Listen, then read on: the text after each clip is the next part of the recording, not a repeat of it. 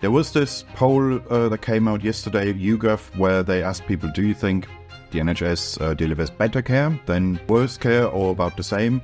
And for the first time, there are more people saying it's probably worse here than elsewhere. There's no way that would have happened 3 years ago. And the problem with bureaucratic systems, especially ones which are as centralised and as run from the top down as the NHS, is that you just can't get that discovery process. Restrict the amount of junk food advertisements they see, and they eat less calories. That is the sort of the logic behind it. There is absolutely no evidence that this will actually have any impact on obesity rates. Welcome back to the Institute of Economic Affairs podcast with me, Reem Ibrahim, the IEA's Acting Director of Communications. Today I am delighted to be joined by Tom Clougherty, the IEA's Executive Director, and Kristian Niemietz, the IEA's Editorial Director. We bring you a current affairs podcast with a difference. We want to go beyond the headlines and explore the ideas that matter to classical liberals. Today we're going to be discussing whether pensioners are getting a raw deal, the advertising junk food ban, and whether or not we can solve the NHS's woes. Kristian, would you like to kick us off with the first topic? Yes, sure. So, the big story has been the Darzi review. It was, I have to first of all admit I've only read the executive summary and some individual pages, not the full report. Maybe there's a brilliant solution hidden somewhere in the footnotes or so. But so far, I would say it's a very partisan report. There is a lot of going back to, the usual answers, blaming everything on austerity and underfunding, and in general, things that the previous government did, even in areas where he himself admits that's not really the topic that matters anymore. We're talking about things that happened 10 years ago or more.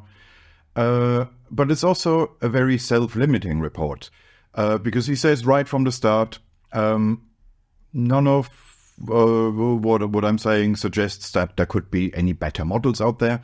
So he says right from the start that by definition, by design, by the way it's set up, he rules out looking at any possible alternatives, anything that's outside of the box. And he doesn't even go into saying why he does that. He just says briefly, the alternatives are too expensive, which is a bit odd if then your argument is, well, of course the NHS is not working because it's underfunded, but the alternatives are too expensive. Well, okay, but if the NHS had the level of funding that he thinks it should have, wouldn't it also be more expensive and all that? But I'd say it's, even on his own terms, on Darzi's own terms, that framing is self-defeating because, without wanting to go into boring technical details, but there is a passage where he talks about the internal commissioning process. The NHS has like any organization above a certain size, has an internal commissioning process where some departments within it buy services from others. And he says there are far too many of these internal commissioning organizations, and this is too bureaucratic, and it's inefficient, there are economies of scale in commissioning and so forth. And he then points to the system in the Netherlands and the German one, where he says, and they've gone into the opposite direction. They have consolidated their commissioning process through mergers and having fewer commissioning organizations. What he doesn't say, of course, is that the reason why this happened, and it's true that did happen, the reason why this happened isn't that Dutch politicians or German politicians are per se smarter than British politicians, or that they care more about healthcare delivery. It's that happened through a market process, that you simply had these insurers in those countries realizing, oh wait, there are economies of scale in the commissioning process, and we don't need to have 300 different organizations anymore. We can use some of those economies of scale by the larger organizations absorbing the smaller ones, and you have things like that. Some of the problems that a report like this addresses, and correctly, are things that if we had a more market-based systems, we wouldn't need a report. We wouldn't need an expert review to point this out. It would just happen naturally without anyone writing reports about it. And it's more the sort of thing where once it has happened, you could write a report saying, oh, look, this has happened over the past 10 years and this is quite good. So far, as I said, I haven't read the full thing. Maybe there is something good in it somewhere. But the problem is always when you write a review like that, you need to be aware, of course, that this isn't like a think tank report. Because when we publish reports, we don't really know in advance who's going to read it, what conclusions are they going to draw from it. If you write that for a government, of course, you need to be aware, you need to think about what lessons are they going to take away. And if you lead by saying, firstly, the problem is austerity, the problem is underfunding, the problem is too little capital investment, and then things about more demand, a sicker population, what conclusions are politicians going to draw from that? Of course, they will focus on the easy bits. Even if you have better things hidden somewhere, politicians will ignore all that, and they will then just go for what's easy to do. And I think this is going to lead to the topic that you wanted to raise, which is nanny statism. Of course, that was the first thing that Starmer, the first conclusion that he drew from this. That report did say, well, there has been a worsening in population health on some measures, and that means more demand on the NHS. So of course they're picking out that because that's the easy bit. Going on about Kentucky Fried Chicken and Snickers bars and whatever, that's the easy bit. Reforming healthcare is always a lot harder. And what do you think the reforms should look like? So obviously the Darzi report doesn't necessarily go into the nitty-gritty of what institutional reform could look like, and there has been a lot that's been floating around institutional reform itself. Nothing seems as though it's going to be as radical as maybe we might want to see. I think what's interesting is obviously the Overton window has shifted, and you've spoken about this a lot, the fact that between now and the pandemic, there has been an obvious shift in the media narrative. We've got the Health Secretary Wes Streeting admitting that the NHS is broken, but of course these sorts of reports tend to be quite unhelpful in that they don't really give us a solution to these kind of policy problems. So what do you think they are? Well, there is first of all true that there has been a massive shift in the Overton window compared to just 2 or 3 years ago. There was this poll that came out yesterday, YouGov, where they asked people, do you think the NHS delivers better care than other systems elsewhere in Europe, worse care or about the same? And for the first time, there are more people saying it's probably worse here than elsewhere. There is no way that would have happened 3 years ago. I think in 2021, this is a longer-term time series. They've been doing this for a while. Back then, you had more than 40% saying it's better here, and only about 10% or so who would say it's better elsewhere. At most, some people would say, well, I don't know, it's about the same. But it would be unthinkable, inconceivable that a relative majority would say we probably get worse healthcare here. And that is a fundamental change in the Overton window, in what's socially permissible to say. And therefore, I guess 3 years ago, I would have said, if you're looking for short-term solutions, I have nothing to offer because, I'm talking about health systems as a whole, not what should happen in the next couple of weeks or months. But to say that we would be better off with an entirely different system is no longer so outlandish when you have a relative majority saying other systems deliver better care. So I guess I can unironically say I have a relative majority of the public on my side. Yeah. I think that there's a few interesting things in what you've said, Kristian, that I can pick up. So I think the first one is there seems to be kind of a common theme emerging with this government, that they will say on some topics quite radical things like the NHS is broken, or I see Starmer leading in the newspapers today with the NHS needs more money, but reform has to come first. We've heard a lot that Labour is cooking up some kind of healthcare reform. But the little hints that you get of what they might be thinking about, there doesn't seem to be an awful lot of ambition there.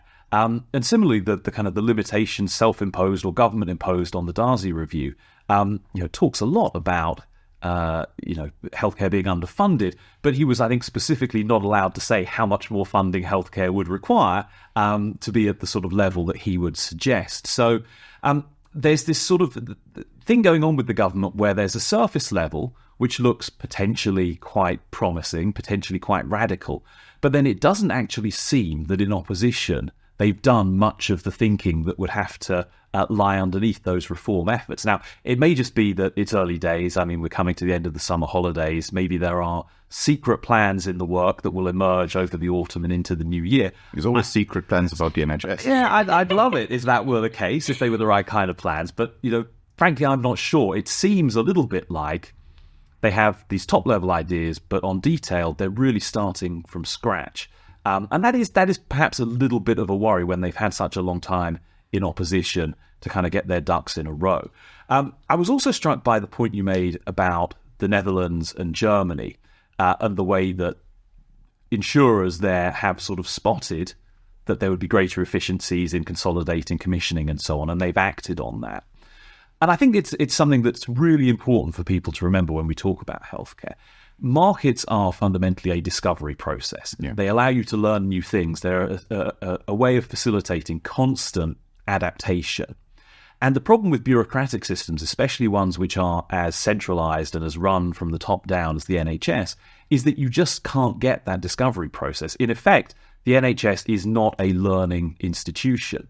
And, if you speak to doctors, people who work in the NHS more broadly, they are not blind to the problems that the system has. They have all sorts of ideas for how things could be done better. The problem is very frequently it's impossible to try those different things, and even if you are able to try them, the NHS is not a system which would scale those process improvements up unless it comes to the attention of someone in Whitehall who will probably write a white paper, and then it'll all filter down through the system, by which time that change of approach may no longer be the best one, because you can't get that constant system of trying new things, trial and error, discovery process, and so on. And I'm struck by a paper I read a while ago, and actually I'm not sure if this paper was ever published, but it was by someone who was working in NHS management. That might be why it was never published, actually, and effectively complaining about this very issue, that it's impossible to change things within the health service, even when, as a practitioner, you see things going wrong. And the thing he pointed to was that if you want to change a clinical pathway, as they call it, so a way that a particular condition is treated in the health system, you want to reorganize somehow, you have to consult with all the stakeholders first. And this whole process is a drawn-out bureaucratic nightmare that stretches for months or even longer. And you think, why bother? Why not just do the best I can in the system I'm in at the moment? And, fundamentally, we just have to remember that when you have any kind of socialized system, this is going to be one of its pathologies. By the way, another big pathology of all socialized systems tends to be chronic underinvestment. Like pretty much whenever the government has been in charge of anything for a long period of time, they've tended to focus more on the day-to-day, the kind of the urgent, and neglect the long-term and the important. And I think we've seen that in quite a profound way in the NHS, and I think Darzi in his review points to it, massive underinvestment. If you look at the kind of the machinery and the technology, the capital that is invested behind every healthcare worker in the UK, and you compare that with other European countries, I mean, we're the bottom of that list, I think, and by quite some distance. We are vastly, vastly below the average. And I believe that since 2014, so for a decade now, the NHS has been allowed to systematically raid its own capital budgets to pay for day-to-day expenditure. Yeah, that's in the report as well. He talks about a 40 billion gap, right, where I think that's a cumulative figure, I think, of the investment that he thinks should have happened in previous years and didn't. But again, we have to be careful about the word investment and what we actually mean by it, because a lot of politicians will say we need to invest more in the NHS, but they don't mean investment, they mean spending. Yes, I think in this case they mean actual investment, not just spending that we like and that we think will somehow be beneficial in the long term, but actual spending on capital, on infrastructure, technology, durable things. And there he's probably right. And yeah, that is something that we do see in international comparisons. But of course, there is a reason for that. There is always that short-term temptation. And when you have a nationalized industry, and that was one argument in the 80s for privatization, that you always get these short-term budgetary pressures, that investment in these industries depends on the political mood at the time, and the priorities and whatever other things may be competing for the minister's attention. whereas if it's in the private sector, it's just insulated from those pressures. And that turned out to be true even in those sectors where privatization has been less than brilliant. That kind of stabilization of investment, that is something that we have seen. And yes, of course, why should the health system be completely different? It is true, of course, that if you just run down investment, use it for day-to-day spending, you're not immediately going to see a difference. And I guess the hope is that once the problems become apparent, some other government will be in charge, and then they will have to deal with it. In this case, it didn't work particularly well because it is now publicly known that, yes, that was a problem, and that was inherited from the previous government, so they didn't get away with it, but that was probably the thinking at the time. Let's focus on the here and now and not worry about what happens in a couple of years. But yeah, that's a problem that you're always going to have when you politicize those decisions, which is why, again, why it's so self-limiting from Darzi's own perspective to say, I will not even bother looking at other mechanisms for healthcare funding and delivery, because that is one of the issues that a different mechanism, a less politicized mechanism, might address, that you no longer have politicians making those decisions. And using those particular market mechanisms, I think it's clear to me that any system reform needs to have patient choice, so patients can choose providers, and competition between those providers. And I think those competitive pressures and the ability for patients to choose their providers, I think those two mechanisms will ultimately result in an improvement of the system, as we've seen across Europe. And indeed, my personal favourite healthcare system is the Singaporean system, because there are those tiers where effectively your catastrophic healthcare, your insurance, is separate to things like dental care, where you can actually shop around physically as a consumer. So I think that system is preferable from my perspective. I also think that one part of this, which the Netherlands didn't do, I think, initially, is allowing providers to fail.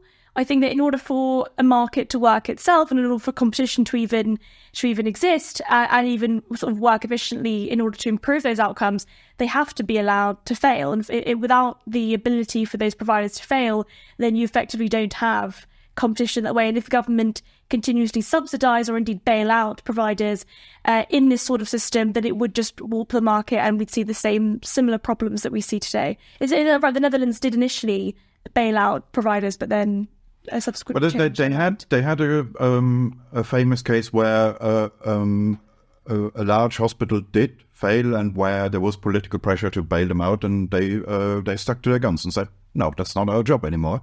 And and a bankruptcy of a hospital, I should also add, doesn't mean that it physically closes down and disappears. It mostly means it's going to be taken over by a different one, by a neighboring one.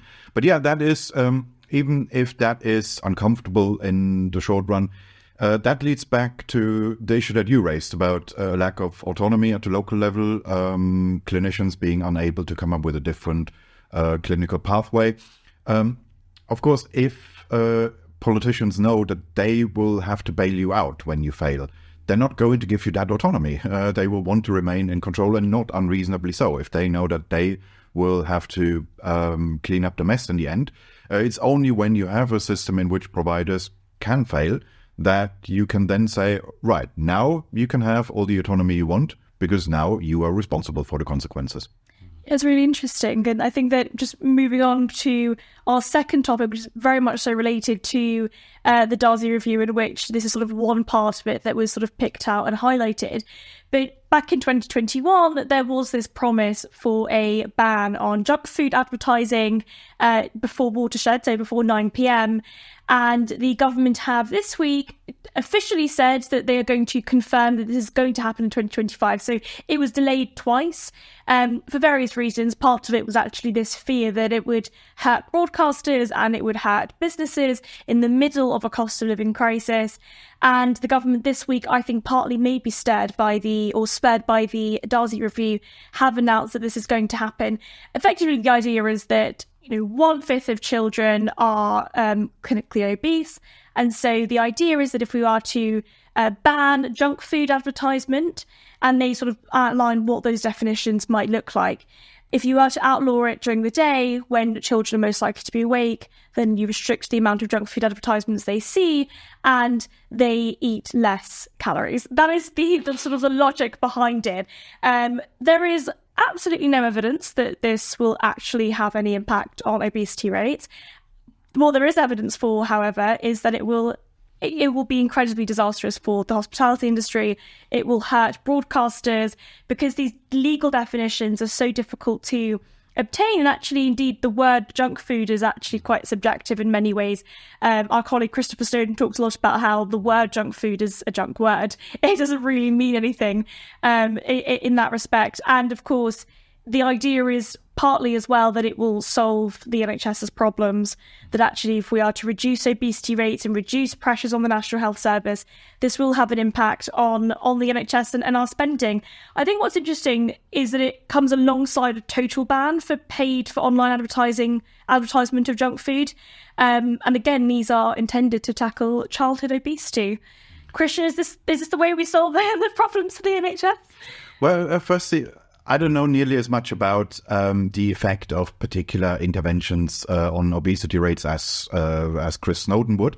But I say even if you could show that it has a small effect here and there, it's just a strange way of approaching this whole issue. That so imagine we had a national car repair service, and it turned out that it's bad at repairing cars. I guess, you would then also have reports that would say, well, we would have better outcomes if people took better care of their cars, if they drove around less often and went easier on the motors. But then I would just say, maybe. But is it really our job to constantly think about how our behavior might impact on this service? Or that service is not their job to solve problems. Also, I think this whole idea that prevention is always better than cure is a bit overrated, because it's obviously true up to a point that if there are easy steps that you can take to keep yourself healthier, then that's going to reduce demand at least over a certain period. But then should our lives revolve around thinking how we could go as easy on the NHS as possible? So I think this is just the wrong mindset. It's the wrong mindset. It's also fundamentally illiberal, I think, from that perspective. But even just the evidence shows that it is likely to be ineffective. But of course, the public love it. There was a survey last year that found that 8 out of 10 adults support a ban on advertising unhealthy food for children on TV and online. Now, you know better than I do that actually a lot of these polls, well, sometimes they are accurate, sometimes they sort of are posing a question that seems obvious. If you ask the entire public, do you want more funding for the NHS? They will probably all say yes, but it's not very clear where the money would be taken from, or indeed if they wanted higher taxes to pay for it. I think this is very similar in that if you ask anybody, do you want children to be less obese, and sort of given the sort of the evidence that, and sort of say, actually, if we are to do this, then if we are to ban advertising during the day for junk food, then your children will be less obese. Would you be pro that? The majority of the public are very likely to say yes. I mean, the polling is kind of nonsense, right? I suspect a lot of people don't really have a strong opinion. I suppose most people probably aren't thinking through the implications. Are you necessarily advertising to children if you have an advert running at 7 p.m. in the evening? I doubt it. I think the public will agree with all kinds of stupid propositions in isolation. I think one of the crucial things, if you're going to rely on polling, is actually to try and gauge what people would prioritize. And my guess is that this, like many other things which you get the dodgy push polling for, and people can say, oh, look, the public supports this intervention. If you compare it with other things that people want the government to be focused on, and there is limited capacity, it would be way down at the bottom of the list. I think it's also important to point out that libertarians always face this challenge. Well, what about the children? What are we going to do about children who are suffering and neglected or whatever? Surely the government has a role there. And right, in some circumstances, the government does have a role there to protect people who can't protect themselves, and so on. But the biggest piece of junk in this entire story is the childhood obesity statistics that it's based on. And again, we're mentioning him a lot, but our colleague Christopher Snowdon has written about this in the past. He's with us in spirit. He's with us in spirit, yeah. But so you read the stories, the write-ups of this junk food advertising ban, and they say that 1 in 5 children are overweight or obese when they start primary school, so when they're 4 years old, and that 1/3 are overweight or obese when they leave primary school. Now, I don't know how you can believe that's true if you've ever seen children in your life. Yes, there are some heavy children. There have always been some heavy children. Maybe there are more heavy children than there used to be. But the idea that 1/3 of 11-year-olds are overweight or obese is just absolute nonsense. By the way, when you ask the parents of these supposedly overweight or obese children whether they think their child is too heavy, only 50% of the parents of the so-called obese children would agree that the child is heavy. Only 10% of the parents of the overweight children would agree their child is too heavy. Now, obviously, some parents will be seeing their children through rose-tinted glasses, but I don't think there is mass parental delusion on the scale that polling evidence would suggest.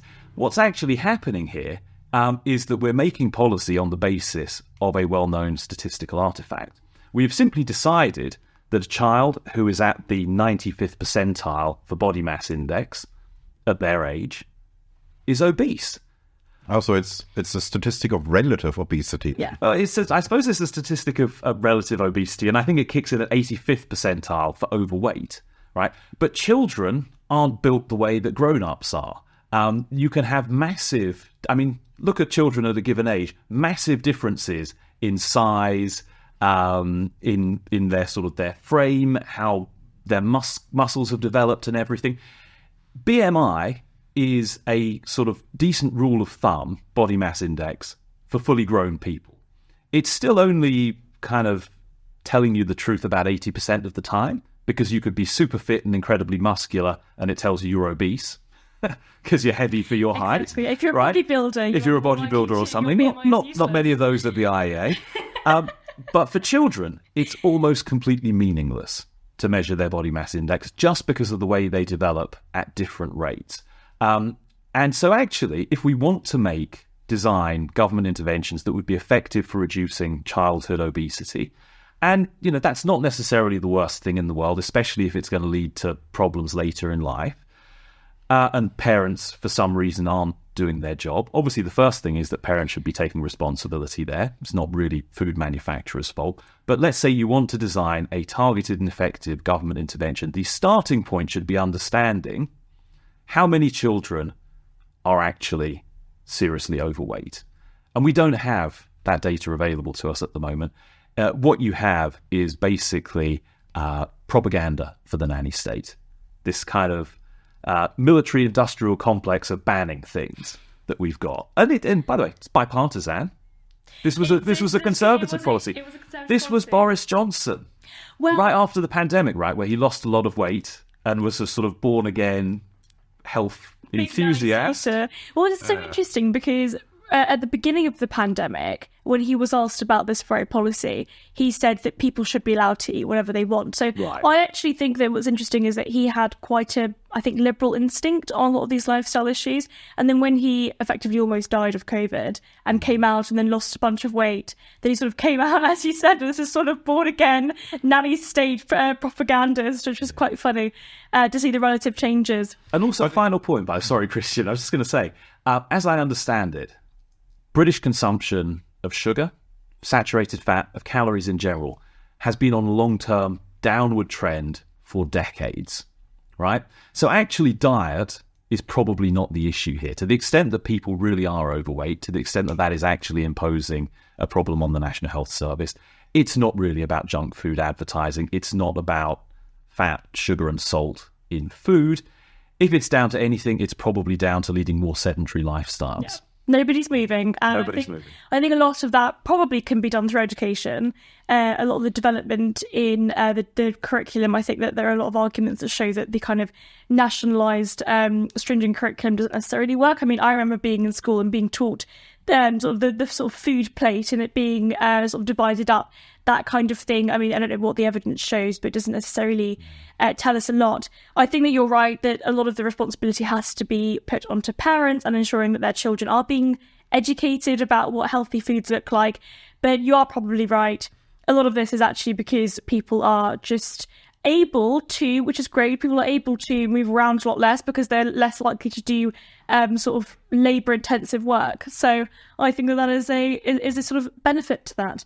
But going for just one more thing on the bipartisan support for this and Boris Johnson's strange last-minute conversion to this. It may have been a genuine conversion, but of course it also happened at the time when the health service was under extreme strain during the pandemic, and it's not a complete coincidence that this stuff is always more popular when the NHS is in the news, because it is an easy distraction. What they are saying, in effect, is rather than do the difficult stuff of trying to sort out the health service as such, we will do the easy bit that everybody likes, even if it may be a low priority, but it is still popular. It is still something that does poll well. And yeah, it's just an easy way of, it's a way of avoiding the difficult bits and doing this thing which may be, well, marginal in its effects, but is going to generate good headlines. Yes, that's true, which is quite silly because even if in the short term, even if in the long term, these kind of bans did work and did reduce obesity rates, that wouldn't relieve pressure on the NHS within that immediate year, so it wouldn't make sense anyway. Tom, tell us about pensioners. Oh yes, yeah, the ever exciting and glamorous topic, and with the budget coming. Yes, pension tax relief, as always, is in the news. So I will say there's probably a little handful of things that we can discuss on this issue. Obviously, there's been the controversy about the winter fuel payment being withdrawn or being means tested, so far fewer people will receive it. And that was voted through, although there was a significant kind of rebellion on the Labour government benches about that policy. The Conservatives, I think rather cynically, have been claiming to be outraged and appalled by something which they may well have done themselves if they found themselves in similar situations. But there you go. There was a report from the OBR this week. They do one every year, but they sort of shift the emphasis. But every 2 years, the Office for Budget Responsibility produces a report on fiscal sustainability. So what do our long-term fiscal projections look like? Spoiler alert, really not very good. We can come to that. And it's related to the issue of pensioners and the benefits and the healthcare we provide to old people. But the one I wanted to start on was this perennial question of, should we scrap pensions tax relief for higher rate taxpayers? Effectively, should we give tax relief on pension contributions not at your marginal income tax rate, but rather at some flat rate that would apply to everybody, which might be the basic rate or might be somewhat higher than the basic rate, so that you were effectively subsidising pension saving for basic rate taxpayers and penalising it in a way for richer taxpayers. And this comes up every budget time, so I think it's not worth getting too excited about. It's one of those permanent things that it's always rumoured in the newspapers. Chancellors are always said to be considering it, and inevitably it seems never to happen. It never happens. That's great, because it's a terrible idea. It's based on a couple of fundamental misunderstandings. And partly I think this is linguistic. You call it tax relief, higher rate tax relief. And so it sounds to people who don't investigate these things very deeply that it's some kind of tax giveaway to rich people. It's not that at all. What you're doing with pension tax relief is deferring the taxation. So you give tax relief now when savings and investment are made, but you tax the income and the withdrawals from the pension pot later in retirement. You are simply shifting the point of taxation from now into the future. And that's a good thing. That's a perfectly sensible way of making the tax system neutral towards saving for retirement. The other mistake people make, I think, and it relates to that concept of neutrality, is they think, again, tax relief, it's often described as an incentive to save. Even by people on the free market side, by the way. We say we don't want to undermine the incentive to save. It would be wrong to change the system because you mess with the incentives. Now, in some sense, yes, it's an incentive to save. But actually, what it really is a removal of a disincentive, which is otherwise there. And this is kind of a broad argument that applies to lots of, I think, the misinformed arguments we have about tax. It applies very strongly to capital gains tax as well. One of those other perennial budget time stories that they're going to put up capital gains tax rates. It misunderstands the fact that comprehensive income tax systems, like most developed countries have, consistently are biased against savings and investment. You do better, you pay less tax if you consume your income right away than if you save it, invest it, and then consume it later. So systematically, across the corporate tax system, by the way, but also in the individual tax system, most pertinently, you are discouraged from saving by an income tax system. And this is well known among economists, but it's not widely understood among politicians or the general public.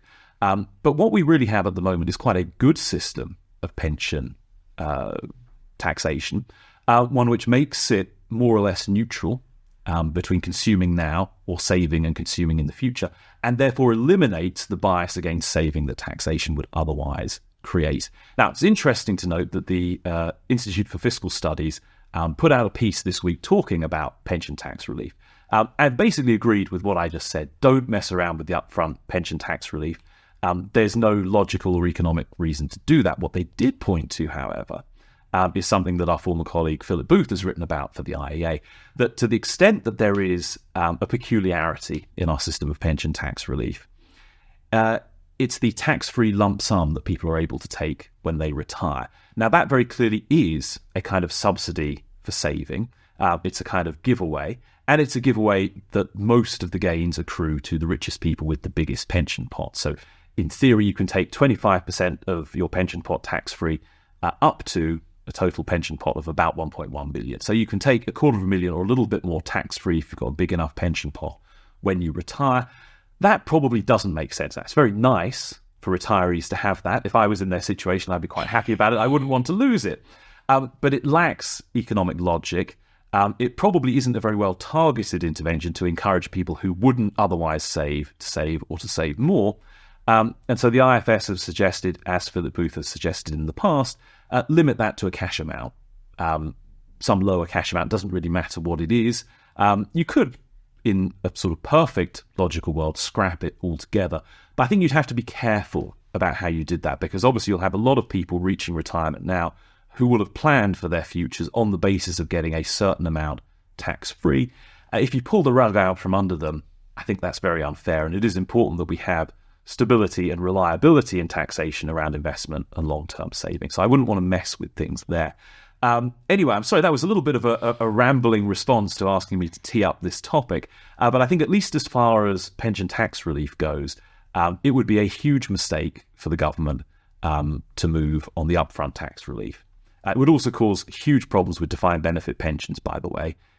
One potentially good thing would be that it might expose the fiction of contributions to public sector defined benefit schemes, which are actually unfunded and aren't really being contributed at all. So the tax relief is there on paper. In reality, it's just a government accounting trick. And and it would also, I suppose, expose the notion that everything that you pay is you pay national insurance your entire life, and that's a pot that remains sitting in the treasury, and then you take it out when you turn 65. That's just not how it works. And we know that the pension system at the moment is being paid for by regular hardworking taxpayers. We also do know that the state pension costs the Treasury double the entire budget of the Ministry of Defence, which I think is absolutely astronomical. I mean, our state is effectively the NHS and a really big pension system, which is just mental. But do you think then there are ways that we reform the pension system itself in order to reduce overall spending? So we're sort of talking about this in a more generalist sense, but actually pensions are a huge cost to the government, huge cost to the Treasury. Is there a better way to reform the system? Yeah, I mean, certainly there is. I think the basic state pension, compared with other pension systems around the world, yes, it's an expense. Yes, it's going to become more expensive over time. It's not really that massively out of line with what other countries operate. If anything, we were historically quite stingy. We're probably kind of approaching the middle of the pack now. So I'm not too worried about that, although you do have to bear it in mind in terms of the bigger long-term fiscal picture. I think public sector defined benefit pension schemes are a big problem. There are huge multi-trillion pound unfunded liabilities in the public sector pension scheme, which is to say we have made people promises that we will pay them a certain amount in retirement. We've told them that contributions are being made on their behalf across the course of their working life. But to the extent that contribution exists at all, it's just part of every government department's wage bill going back to the Treasury to be spent on other stuff. For the most part, there aren't pots which are accumulating over time and which will be there to pay those benefits. That's a problem and something that we could fix probably just by paying civil servants and public sector workers more now, but saying they don't accrue any more pension benefits. Obviously, I think you would maybe want to cut the number of public sector staff and downsize the bureaucracy while you did that, but you could, in theory, get fewer, better paid in the short term public servants without the long-term pension liabilities just building up over time. That would be very sensible. But I mentioned this OBR fiscal sustainability report. And just worth putting this into perspective, right? At the moment, we raise about 40% of GDP in tax. We spend about 45% of GDP in government spending. Not great, but it's going to get a lot worse. On current policy trends, or on existing policies, I should say, so we don't change the tax system, we don't change the kind of benefits that we offer to people. Over the next 50 years, taxes stay about the same, more or less, but public spending as a percentage of GDP heads up towards 60%, right? 60% of GDP, so that's like a 15% increase over the next 50 years. Why is that? Primarily because the population is aging, because of the spending on pensioner benefits, because of the spending on the NHS. And so I don't think we probably have time to go into great detail about this now because these are huge topics. And I don't think they're topics that we necessarily have easy answers to. There's a lot of research that has to be done over a period of time to get to somewhere where we can say this is how we avert this long-run fiscal crisis. But we need to be thinking about it, and we can't bury our heads in the sand and ignore this thing because it is going to have an enormous effect over the course of time. And there is just no way we are going to be taxing a dwindling working age population heavily enough to pay for all the promises we've made. So we have to think about ways to make those things more efficient.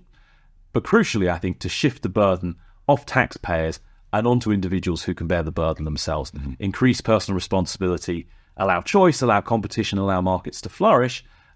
Those are the headlines. The detail, as I say, is quite complicated and needs a lot more thinking. But inevitably, over the next 50 years, barring some extraordinary breakthrough in technology... It has to be done. Yeah, it has to be done. That's really interesting. Yeah, although I know it's out of character to bring in an optimistic note, but on that particular front... Okay, Kristian. Semi-okay. On that particular front, the situation here is not even particularly bad by OECD standards. So one of the good things about the pension system here, in overall terms, so public sector is an exception, but there are far more people here who have private pension funds, and on average they have more money in those funds than the working age population elsewhere. And one of the reasons why that explains a lot about the political dynamics. So one of the reasons why there are massive protests and strikes in France every time they try to do something about the retirement age or the pension formula is that it's not just a cultural thing. We often think of this as, well, the French just like to riot and strike, but it is also the fact that they almost nobody in France has a private pension. So this is something exotic. It's something like, I can't remember the figures, but I've seen them. They're really tiny compared to what we have here, but also in, say, Australia, where the situation is even better, where a large proportion, where the total assets accumulated in pension funds, where that is something like 100% of GDP. And once you're in a position like that, that just means your retirement income doesn't just depend on political decisions. So you can be more relaxed about that. Whereas if you live in France and you approach retirement age, those political decisions determine literally your entire living standard. That's all you have. You've put all your eggs into one basket, and politicians control that basket. So, of course, you're going to take a more active interest in what they're going to do about that. Whereas here, to the extent that old age income comes from personal savings, well, that's something over which you have control. And all the more reason not to mess up our private pension system. Yeah. Indeed. Well, Tom, Kristian, thank you so much for joining us today on the IEA's podcast. And thank you to all of you for listening and watching. If you're interested in checking out more of the IEA's research, then check out the website iea.org.uk.